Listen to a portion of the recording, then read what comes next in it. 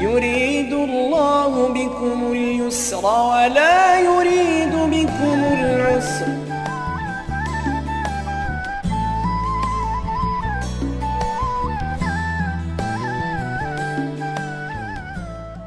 بسم الله الرحمن الرحيم. الحمد لله رب العالمين، والصلاة والسلام على سيدنا وحبيبنا محمد وعلى آله وأصحابه أجمعين.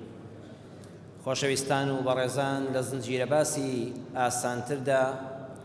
بابەتی ئەم جارەمان لەژێر ناونیشانی هاوکاری خەڵکی بە خوای گەورە هاوکارت دەبێ. بێگومانم هەمومان لەسەر ئەوە کۆکین کە ژیان بێگرفت نابێ.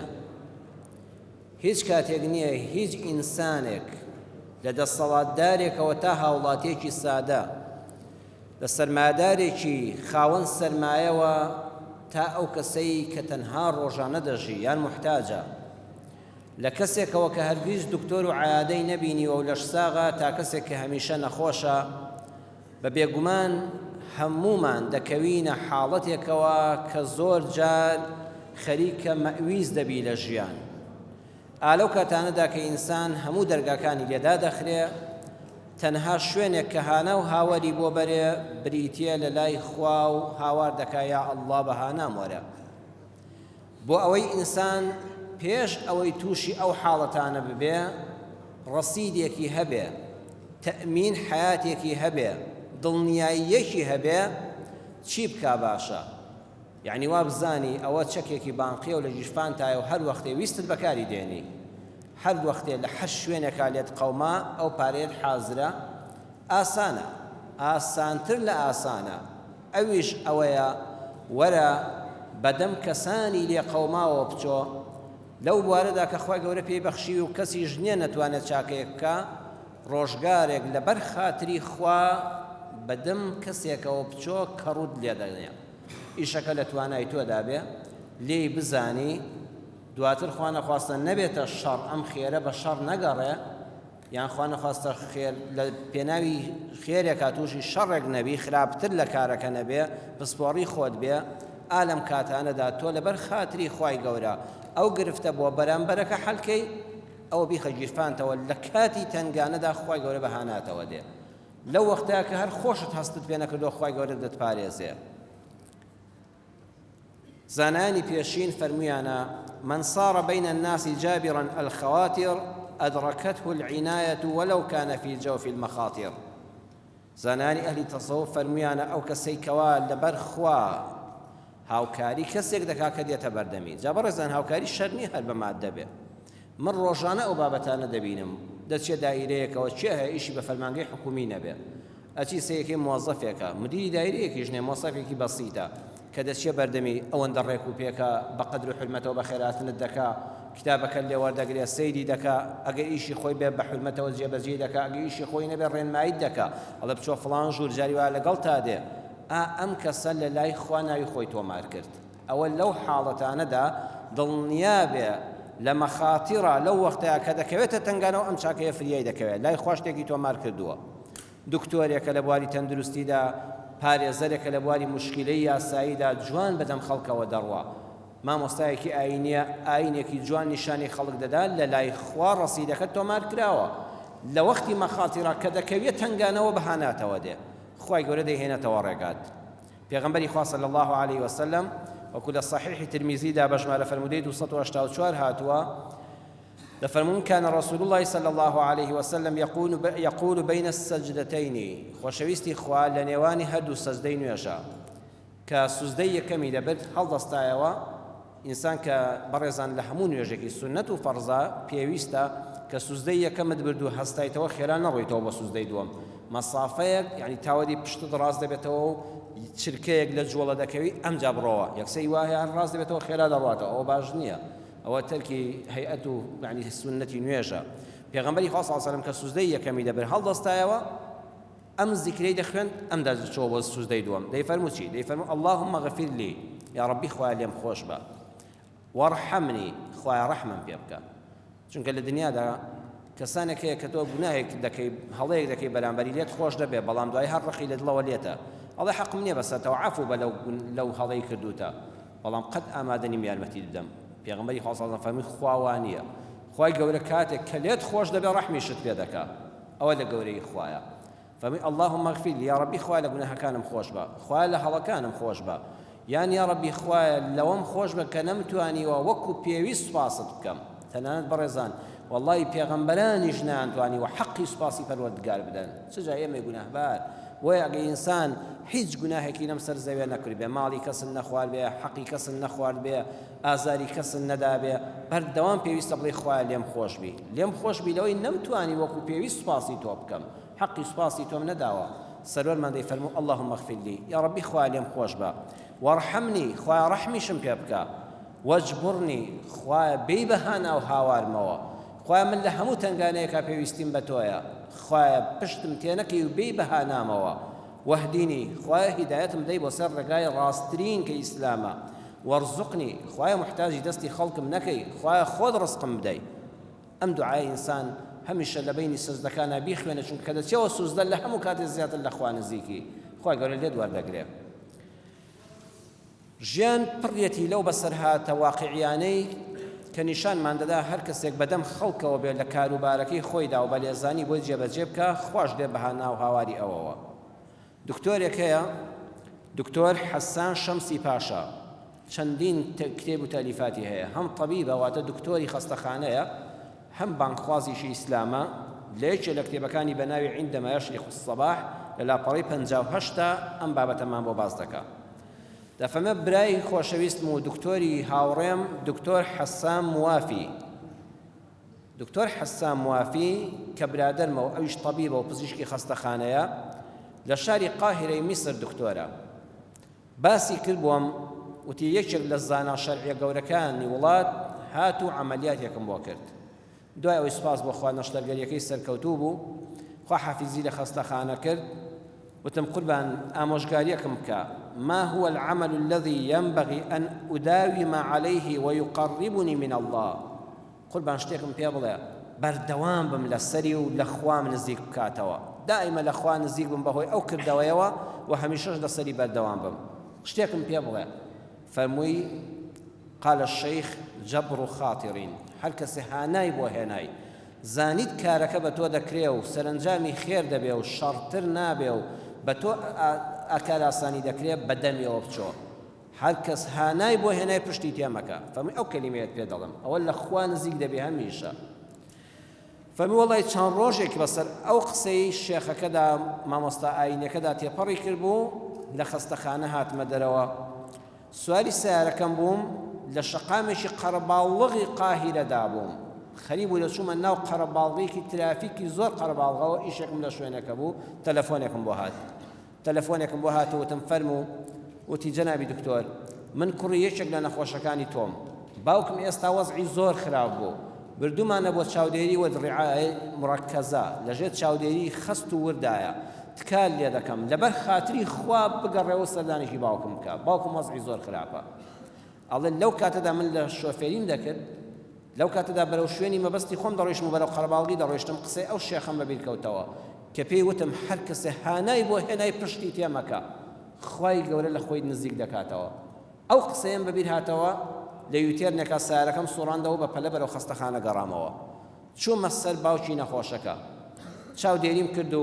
عیلاجی پێویستم زیاتر دایە و تەندروستی باش بوو. بەڵام هەستم دەکرد من لە کاتێکە ئەو چارەسەر دەکەم تەواوی جەستەم سەر عەرەق گەڕاوە، هەستم دەکرد هەموو لەشم دەلەرزێ، حاڵەتم زۆر نائاساییە، وردە وردە ئازارێکی تون بەسەر دڵما هات و بە سنگما هات. بە هاوکارە دکتۆرەکانم وتم بمگرن و لەوە چێ نیشانەکانی جەڵدەی دڵم لێدا، خێرا فریام کەون. ئەوەندەم بەهۆش خۆم هاتمەوە کە لە قەڵەوێرەیەکە ڕاکێشرام و بێئاگا بووم و ئازارەکە ئەوەندە بە ئێش بوو لەسەر دڵم تەحەمولم نەکرد و خەریکی بورانەوە بووم. هەر بە پەلە هەموو دکتۆری خەستەخانە لەسەرم کۆبوونەوە، ئەو دەرزێ بەهێزەی کە لە ئینسان دەپارێزێ لە جەڵدەی دڵ و خێرا خوێنی ڕوون دەکاتەوە، خوێنەکە بە ئاسانی دێو دەڕوا، ئەو دەرزیان لە قۆڵمەوە لێدام و خوای گەورە ڕەحمی پێکردم و لە جەڵدەی دڵەکە ڕزگارم بوو. دوایی بۆم دەرکەوت، خوای گیان من لەبەر خاتری تۆ بەدەم ئەو نەخۆشەوە گەڕامەوە، واللهی ئەگەر ئەو نەخۆشە نەبووە من ژیانم کۆتایی پێهاتوو، چونکە لە 150 نەخۆشەکانی جەڵدەی دڵ بۆیە دەمرن کە لە زووە فرێ خەستەخانە ناکەون. ئەو دەرزیان بۆ ناکرێ یان جارێ دکتۆرەکە ئیهمالە یان خەستەخانەوەکو پێویست بە دەمێوە ناچیان ڕێگاکە دوورە هەتا دەگەنێ بۆریەکە دەتەقێ و سەگەکە بەقووەتە ئەڵێ من ئەگە بڕۆیشتمایە بۆ شەقا مەقەڵە باڵغا بە کۆپتەریش نان دەتوانین دەرمهێننەوە کەس فریام نەدەکەوت بە تەنها لە سیارەیەکە و لە ناو سیارەیە جەڵدە لێتدا لەوانەیە حادیسەیەکی گەورەش دروست بوویە بێجگە لە تیاچوونی خۆشم ماڵی خەڵکیشم وێران کردایە و هیچ ئیسعافێکیش لەو قەرەباڵغی شەقامی قاهیرەدا نەدەگەیشتە من بەڵام ئەو چاکەیە دەست بەجێ هاتەوە ڕێگام وەکو من ژیانی خەڵکێکم ڕزگار کرد خوای گەورە هەر لەو چرکە ساتەدا ژیانی منیشی ڕزگار کرد منیش بۆ خۆم بە پێی خۆم هاتمەوە بۆ خەستەخانە و لەو ڕووداوە سامناکە ڕزگارم بوو پێغەمبەری خوا صلی الله عليه وسلم دەفەرمێ أحب الناس إلى الله تعالى أنفعهم للناس لسلسلة صحيح الشيخ الألباني دا لمجلد دو للاپەڕەی 575 دا بە صحیحی هاتووە خۆشەویستترین کەس لەلای الله سبحانه وتعالى ئەو کەسەیە سوودی بۆ خەڵک زۆرە هەر کەسێکت بینی سوودی بۆ خەڵک هەیە و خەڵک بەستایشی باشە و مەتح باسی دەکەن و هیچ ڕیایەکی تێدا نییە ئاماژە دەکەمان بەخوا فڵان دکتۆرە بەڕاستی خزمەتکاری ئەم میلەتەیە بەخوا فڵان پارێزگارە فڵان مدیری ئاسایشە ئەو پۆلیسە جا هەر کەسە بەڕێزان لە شوێنی خۆیدا هەر ئەو کارگوزاری بەڕاستی لە گەڕەکەکەدا کە سەری ئەو شەقامەکان خاوێن دەکاتەوە وەڵاهی دڵسۆزە ڕەحمەتی خوای لێبێ هەر کەسێک ئاوا سوود بە خەڵک بگەێنێ لە بوارەکەی خۆیدا ئەوە خۆشەویستی خوای پەروەردگارە ئەوە لە هەموو کەس لای خوا خۆشەویستترە سعادتك في عطائك زانان فەرمویانە بەختەوەری تۆ لەوە دانێ خۆت ناتوانانی بەختەوەری بۆ خۆت بێنی بەختەوەری بە خەڵک ببەخشە بەدەستی خۆت دەکەوێت کابرایەک مامۆستایەکی تەنمێ بەشەری لە بواری گەشەپێدانی مرۆییدا کاری دەکرد 50 قوتابی هەبوو 50 گەنجی وەکو ئەم گەنجە بە ڕێزانی ئەهلی مزگەوت و بەڕێستان بەشداری ئەو خولەی کرد کە فێری هەڵسوکەوتی جوان بێ لە کۆمەڵگادا و پێڵەن گەشەپێدانی مرۆیی تەنمێ بەشەری ئەخلاقیاتی جوان هەڵسوکەوتی جوان لەگەڵ خەڵکە خۆڕزگارکردن لە گرفتەکانی ژیان ئەوە فەنێکە عیلمێکە بە دەورات دەخوێندرێ ئەڵە 50 قوتابی هەبوو 50 گەنجی بەڕێز بەشداری ئەو خولەیان کرد دوای ئەوەی چەندین محاضەرات خوێندرا لەسەر نەزەری و کتێب ئەمجا مامۆستاویستی دەرسێکی عەمەلیشیان فێرکە وتی کۆتایی ئەمڕۆ دەرسەکانمانە و محاضەرەکان کۆتاییان پێدەوی امتحانات دەست پێ دەکا ئەمڕۆ دەرسەکەمان کرداریە بە عەمەلی ئیش دەکەین هەر یەکە فودانەیەکی دانەکە وەکو باڵۆن یا باڵۆنێک کە هەوایەکی تێدا گازێکی تێدایە بەرەو ئاسمان بەرزدێتەوە و باڵۆنە بچووکانەمان بینیوە بەرزێکەوە هەتا ئاسمان هەر بۆ خۆی دەڕوە ناکەوێتەوە سەر زەوی مامۆستاکە ئیشی فودانەیەک باڵۆنەکەی دانێ فوی تێکرا و گرێیاندا و فەرمووی هەر کەسە بە ماجیکێک بە خەتێکی زۆر جوان ناوی خۆی لەسەر فودانەکە لەسەر میزڵانەکە بنووسێ هەر کەسە لەو 50 نەفەرە ناوی خۆی لەسەر باڵۆنەکەی خۆی نووسی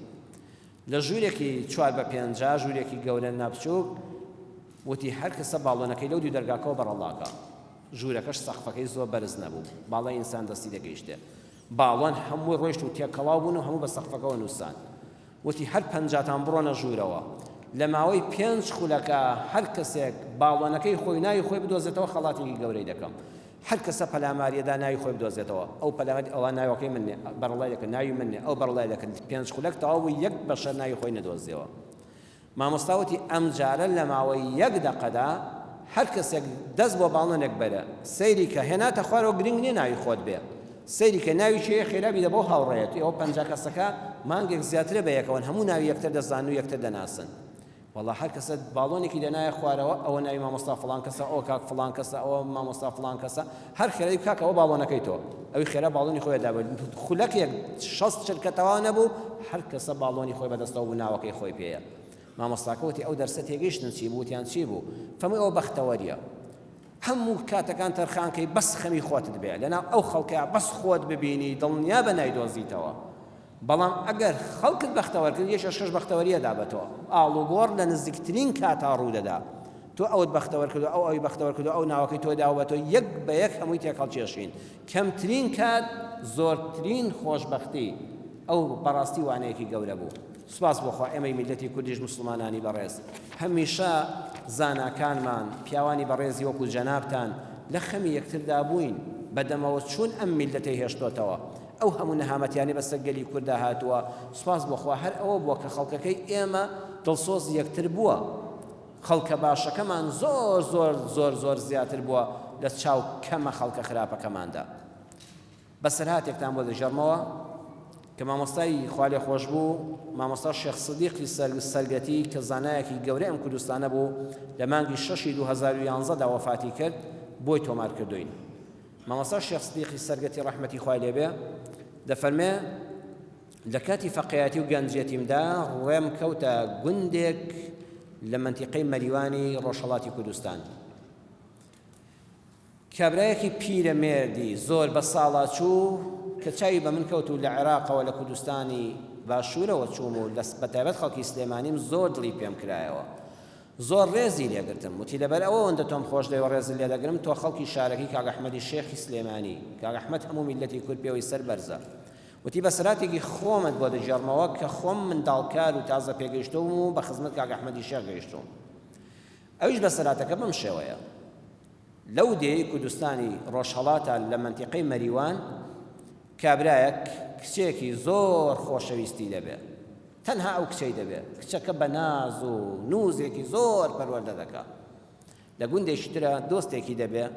ئەزانێ ئەم کچە ڕێک و پێکە ئەم ماڵە ڕێک و پێک و خواناس و بەدین و باخلاقن خوازبێنی کچەکەی دەکا وەلحاصڵ ڕێک دەکەون کچەکەی دەدا بە کوڕی کابرای هاوڕێی لە گوندەکەی تر. بەڵام پاش ماوەیەک بۆ کچەکەی باش نابن وەکو پێویست ڕێزی لێ ناگرن شەڕی بوو و خەس و خەزور وەکو پێویست نابێ کوڕەکە وەکو پێویست ئەخلا یعنی بەڕێز نابێ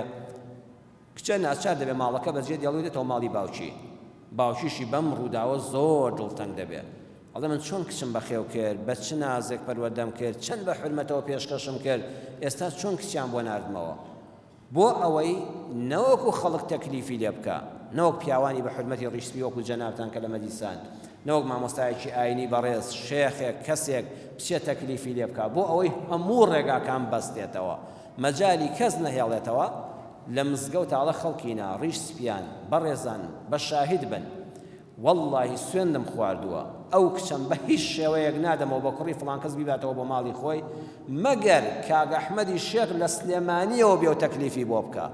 یعنی ئەوە دوا قسەی کابرایە تەکلیفێکە کە بە حیساب بە حەیاتی ناکرێت نە کاک ئەحمەدی شێخ لە سلێمانیەوە دەچێت نە ئەم قسە بە و دەگاتەوە و خەمی پێ بخوا نە کەسەکە ئەوەندە دەسەڵاتدارە و خەڵکێک مشوری بخوا ئەمیش دوا ڕێگای لێدەگرێت. یعنی لە لای من لە دوای پێغەمبەران و ساڵحان و ئەوانە کەس لەم سەرزەوێ لە کاک ئەحمەدی شێخ خواپەرستر نییە ئەوە ناوی ئەو بەڕێزە بە کوردستانی گەورەدا بڵاو دەبێتەوە ئەڵێ مەگەر ئەو بێ تەکلیفم لێ بکە کە ئەوە شتێکە مەحاڵە شتی وا نابێ ئەینا جارێش کە ئەو کچە نادێتەوە بە فڵان کەس بەڵام دەڵێن زەوی خڕە و ئینسانەکان بە یەک دەگەن کابرایەک بۆ کەر و کاروان دێتە ئەم دیوی کوردستانی باشووری خۆمان و دێتە سلێمانی لەگەڵ خەڵکی بازاڕ مامەڵە دەکا تۆ خەڵکی کوێی من خەڵکی فڵان شوێن و لە مەریوانەوە هاتووم و منیش خەڵکی سلێمانیم و ئاڵ و گۆڕی شت دەکەن و شەو بە یەکەوە دەبن لە ماڵیەکیانە و دەنگ و باس و ئەوانە ئەڵە کاک ئەحمەدی شێخ کاک ئەحمەدی شێخ لە مزگەوتی گەورەیە ڕۆژانە خزمەتی فەقیه و عالم و نابینان و خەریکی دروستکردنی مەداریس و ئەوانەیە ئەویش دەڵێ وەڵی بەسەراتێک لای ئێمە ڕووی داوە وەلحاصڵی کە من بۆ باسکردن دەیجێڕێتەوە یەکیان دەڵێ کاک ئەحمەدی شێخ هەموو خەڵک دەبینێ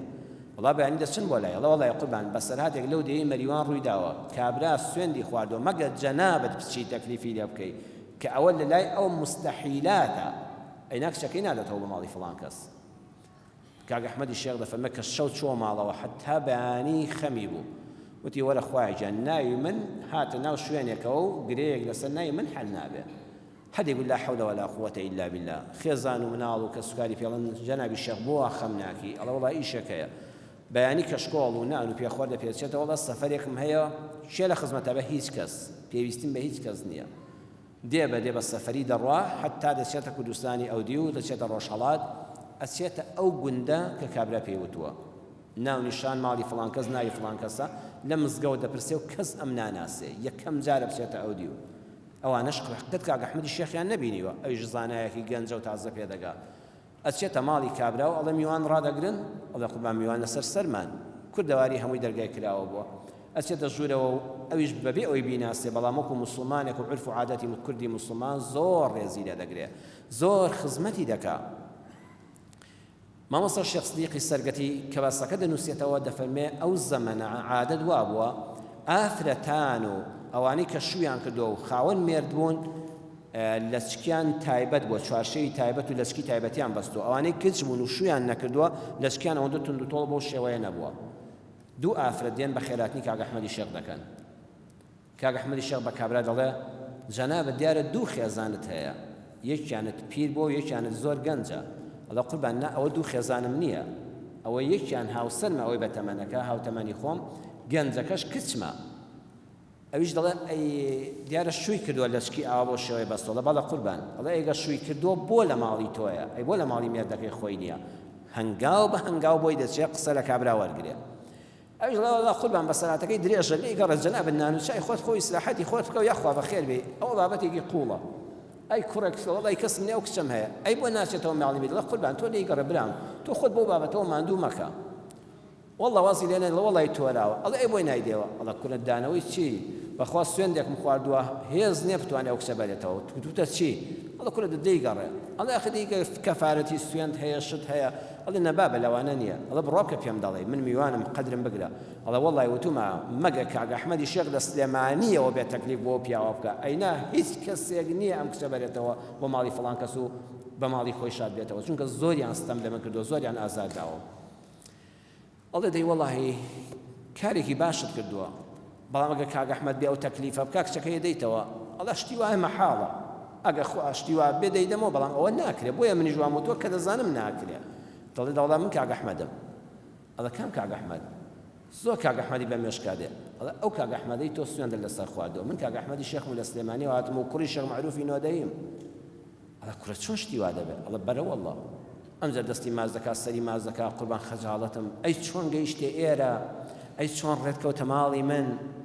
ئەویش دەفەرمێ وەڵی کابرایە کاتوە سلێمانی لەوەندەی ئێوە بە سەراتەکەی بۆ ڕەفیقێکی خۆی جێڕابەوە ئەویش بۆ منی جێڕایەوە من زۆر خەفەتم پێ خوارد لە پێناوی کچەکەی تۆ تەلاق نەدرێ و کوڕێک بێژن نەبێ و بابەتەکەش ڕەم بێ ئەوەندە گەورە نەبێت تۆ کچەکە زۆر بە ناسپەروەردەکردەوە بۆی باس کردم سەنت خۆش دەوێ و ڕەم بێ لە بچووکترین قشادڵی گەردیگر پێ شتێکی ژناوی منی تێدا هات پێ بەخوا ماڵ و خێزان و حجرە و فەقێ و هەموویم بەجێ هێشتووە تەنها و تەنها لەبەر خاتری خوا بۆ ئەم مەسەلەیە هاتووم ئەو هەموو ڕێگایشم بڕیوە بۆیە ویستم ڕاستەوخۆ بێ ماڵی جەنابت و کەسیش لە خۆمان کۆی نەکەینەوە نەوەکو دیسانەوە دڵت گەر بگرێ و نەفست بشکێ من تەکلیفێکیش ناکەم کە دیسان لە ناچاریدا بێ ئەویش دڵە قوربان پیاوی وەکو جەنابت ئەو بەڕێزان ئەو قەدر و حرمەتەی لە کوردا هەبووە ئەو پیاوە چەند ڕێزی ئەم کاک ئەحمەدی شێخەی گرتووە بەس لەبەر خاتری خوا خۆشەویستووە ئەنا خۆی هیچیشێکی پێی نەبووە ئەڵێ بەڕێز جای پیاوی وەکو جەنابت بچێتە هەرج ماڵێک هەر کێشەیەکەوە چۆن بەدەستی خاڵی دەڕوە کچی من نییە کچی خۆتە ماڵی من نییە ماڵی خۆتە ئەو ماڵش کوڕەکان هەر کوڕی جەنابتە و برازای جەنابتە کوڕ و کچی خۆتە چۆنت پێ خۆشە ئاوا بکە ئەچێتە ماڵی دەیەکەی تریش و قسان لەگەڵ دەکات پەیمانیان لێوە دەگرێت ئەم هەڵانە و ئەم بێحرمەتیە دووبارە نەبێتەوە بە یەکیان شاد دەکاتەوە و ئەمجا پەیتا خەڵکی ئەو دیودێن و دەستی ماچ دەکەن و دوعای خێری داوا لێ دەکەن و دوعای خێری بۆ دەکەن و پەیوەندیەکی خۆشەویستی مسلمانانە دروست دەبێت تەماشاکە بەڕێزان کاک ئەحمەدی شێخ ئێستا دوای 200 ساڵێک باسی دەکەینەوە بەرهەمی چییە؟ بەرهەمی ئەو کردەوە جوانانەیە ئەی ناخۆ لە خەڵکی دەوڵەمەندتر نەبووە دەسەڵاتدارتر نەبووە بەرهەمی کردەوەی جوان بووە لەبەر خوا بەدەم خەڵکەوە بوو خوا دنیاشی پێشکەش کرد قیامەتیشی ئاوادان دەکا بەویستی خۆی زیکری خێری و یادی خێریشی دەکرێت أحب العباد إلى الله أنفعهم لعياله لصحيح جامع بجمارة فرمودي 172 هاتوا پیغمبری خوا صلی الله علیه وسلم فرموی خۆشەویستترین بەندەکانی خوا لای خوا ئەو کەسانن کە سوودیان بۆ بەندەکانی خوا هەیە خوای پەروەردگار ڕەحم بە حاڵی هەموو لایەکمان بکە لەو دەرفەدانە بێبەش نەبین کە لە خوامان نزیک دەکەنەوە کە دەبنە توێ شوێک و لە کاتی تەنگانەدا دێنەوە ڕێگامان و ڕزگارمان دەکەن لە نەهامەتەکانی دنیا و قیامەت والسلام عليكم ورحمة الله وبركاته يريد الله بكم اليسر ولا يريد بكم العسر